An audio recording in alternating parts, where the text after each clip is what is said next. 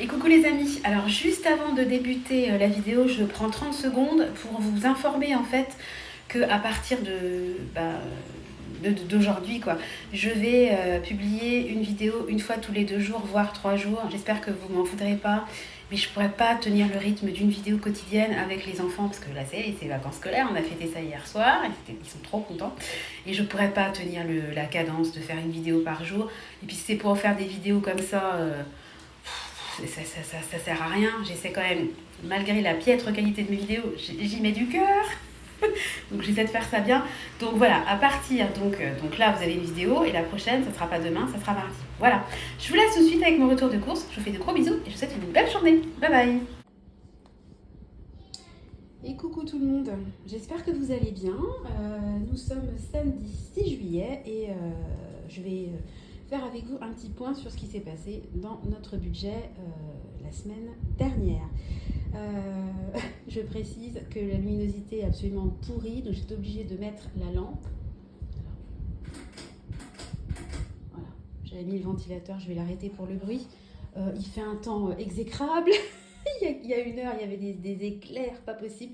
Alors hier, j'étais toute contente, je rentrais de mes courses, il faisait grand soleil, ça n'a pas duré. Là, il doit faire 20 degrés, c'est trempé par terre. Vraiment, le temps est pourri. Donc, excusez-moi pour la luminosité. Alors, on est tout de suite parti pour faire le petit point. Alors, attendez, j'ai sauté une page, j'allais trop vite. Donc, au niveau de l'alimentation, j'ai un budget mensuel, enfin nous avons un budget mensuel à 450 euros. J'ai fait un drive au Leclerc, un gros drive, qui m'a coûté 144 euros et 83 centimes. Et puis ensuite, je suis allée à Grands Frais, où j'ai pu quand même bénéficier de beaucoup de dates courtes anti-gaspi. Donc ça m'a coûté 63,77 euros. Je pense que sans les anti-gaspi, j'en aurais eu pour le double, c'est clair et net.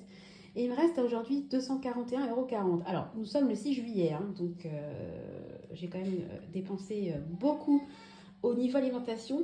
Mais comme je vous expliquais dans une vidéo précédente, je vais essayer un peu de changer ma façon de faire. Au lieu de faire que des drives à l'Intermarché, et puis de temps en temps un tour à Grands Frais pour acheter le poisson et la viande, je vais essayer régulièrement d'attraper des paniers Too Good To Go, que ce soit fruits et légumes ou boucherie. D'ailleurs, je vais vous en parler juste après. J'ai un léger énervement ce matin à ce propos. Et puis, en fonction de ce que j'aurai en fruits, légumes, viande, etc., eh ben, je ferai le complément à Leclerc. Je vais en fait faire différemment. Alors, le truc positif, c'est que vous avez des articles que vous n'avez pas forcément l'habitude de consommer, que vous découvrez, c'est sympa. Et puis, c'est clairement financier aussi, c'est très avantageux. Le problème de fonctionner comme ça, moi, ce que j'en retire de ma maigre expérience de quelques jours, c'est que vous ne pouvez pas en fait anticiper vos menus. Vous faites vos menus en fait en fonction de ce que vous récoltez, ce que vous récupérez dans le panier. Donc, il y a un gros avantage, c'est quand même financier. Enfin, on en reparlera à la fin du mois, parce que là, voilà.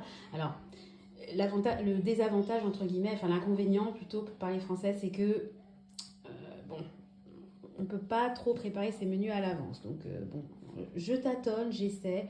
Si ça ne va pas, je reviendrai en arrière. Vous savez que moi, c'est comme le budget.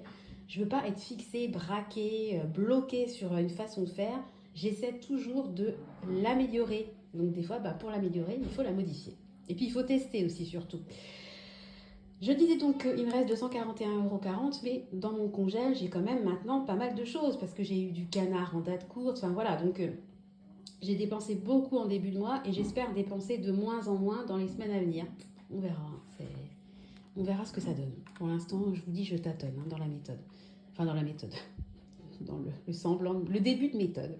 Alors, au niveau de mes enveloppes, j'ai fait des achats pour la rentrée scolaire de Tristan qui va passer en CE2. Donc, je suis passée par Amazon et j'en ai eu pour exactement 19,74 €. C'est-à-dire, vraiment, ça lui a vraiment coûté très peu. Je vous ai fait une vidéo là-dessus qui sera diffusée, je pense, aux alentours de mi-juillet. En fait, j'avais énormément de choses que j'avais déjà, donc que j'avais pas besoin de racheter. Et puis je suis passée par Amazon parce que c'était beaucoup plus simple que d'aller courir à faire la chasse aux promos à Carrefour, à machin. J'avais pas envie. Je voulais de la simplicité et je voulais me débarrasser, entre guillemets, de ça pour être cool pour les vacances. Donc, c'est chose faite. Il me reste plus qu'à lui acheter son cahier de texte, mais là, je veux qu'il vienne avec moi pour le choisir. Donc, pour acheter les fournitures scolaires, je me suis servi de l'épargne enfant. Elle est faite pour. Hein. Ensuite, il y a la MAE qui a prélevé l'assurance scolaire. Hein. Donc, ça, c'est payé avec mon défi des 2 euros. Vous savez, mon défi des 2 euros, il me sert à payer 2-3 petites bricoles pendant l'année, dont les assurances scolaires. Donc, je le mets parce que je me suis servi de cette enveloppe-là. Ensuite, gros montant, hein, 616 euros. On a payé le dernier, le solde. On a réglé la totalité de nos vacances, ça y est. Donc, le prélèvement est passé. Ça nous a coûté 616 euros. Et puis, ça a été financé avec l'épargne vacances. Et puis, là, je le mets jamais, hein, les charges pour des apparts, parce que pour moi, c'est à part. Ça fait partie de... Moi, dans mes enveloppes, ce que je mets plutôt, c'est les choses qui varient. Alors que les charges, je sais très bien que ça va tomber tous les trimestres et je ne le mets pas forcément. Mais là, je l'ai mis parce que c'est une charge en plus. Il y a eu une AG et on a dû payer, au 1er juillet les charges des apparts. Et en plus, on a eu ça à payer sur un des apparts. Donc, je l'ai mis parce que ça ne fait pas partie des choses du quotidien, de mes prélèvements. Ça a été un prélèvement supplémentaire. Oh, j'espère être claire.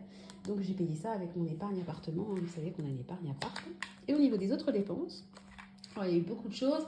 Donc, il y a eu beaucoup de Too Good To Go. Parce que vous avez suivi un peu ma folie douce là, du moment du Too Good To Go. Donc, voilà, j'ai fait 2 paniers.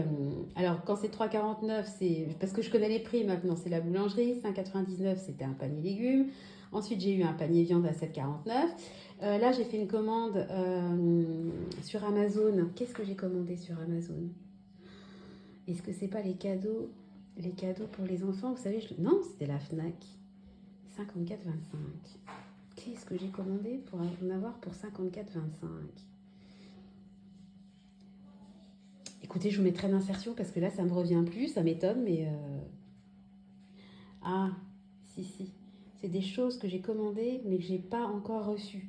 J'ai commandé, par exemple, une ceinture de natation, vous savez, parce qu'on en a une, qu'on pensait avoir perdu à la piscine. En fait, on l'a retrouvée, elle était planquée dans la buanderie. Et on a retrouvé également un bonnet de bain. Donc, j'étais contente. Donc, au lieu d'en acheter 2, une pour Clément, une pour Nathan, je n'en ai acheté qu'une. Et puis, j'ai fait d'autres achats, mais ça ne me revient pas là, c'est pas grave.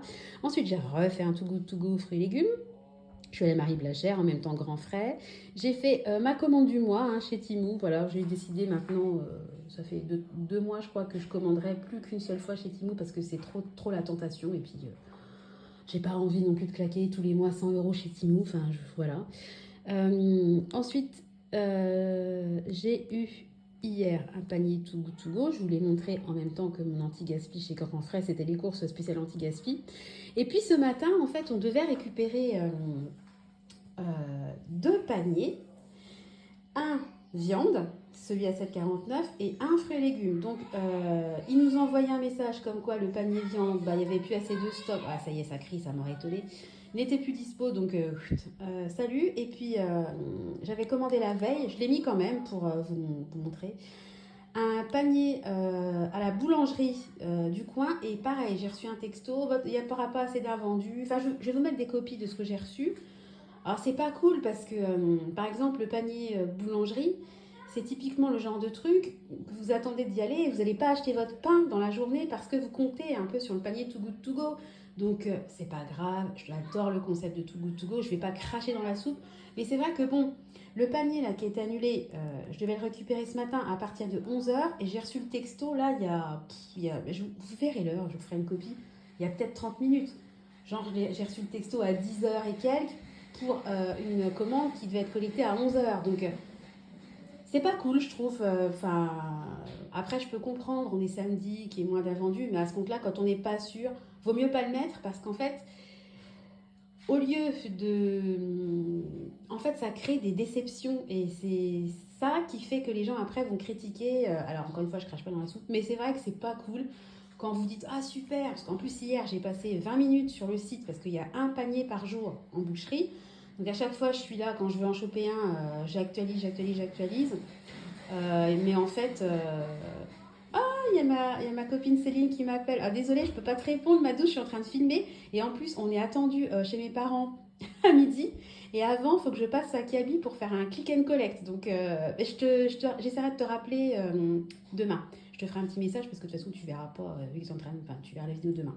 Je te fais des gros bisous. D'ailleurs, allez sur sa chaîne. Voilà. Ça m'a coupé la chic, dis donc. Donc, voilà, il me reste 137,50 € sur mon budget autres dépenses. Et puis, bah voilà, on va faire ensemble le défi des 2 €. Alors, je sens qu'il va falloir que je fasse un sacré virement, là, parce que toutes les dépenses...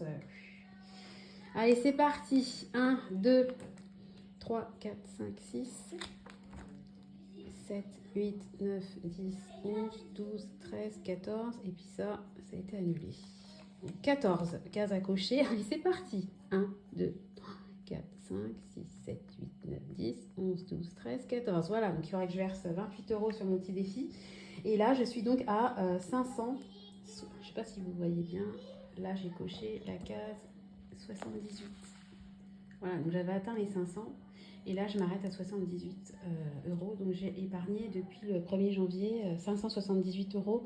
Moins la MAE, hein, moins, vous savez ce dont je vous parle, mais moi, c'est à la fin d'année que je fais le bilan. Hein, je sais très bien où j'en suis. De toute façon, je note derrière ma fiche les petites dépenses. Voilà, bon, bah écoutez, je vais clôturer la vidéo. Je vais aller préparer le sac allongé pour Nathan, lui mettre son biberon d'eau. Enfin, bon, préparer ce que j'ai à faire. Voilà, et puis on va pas tarder à décoller. Voilà, j'espère que votre budget se porte bien, que le mois de juillet démarre bien. Je vous fais à tous de gros bisous et je vous donne rendez-vous très bientôt dans une nouvelle vidéo. Bye bye!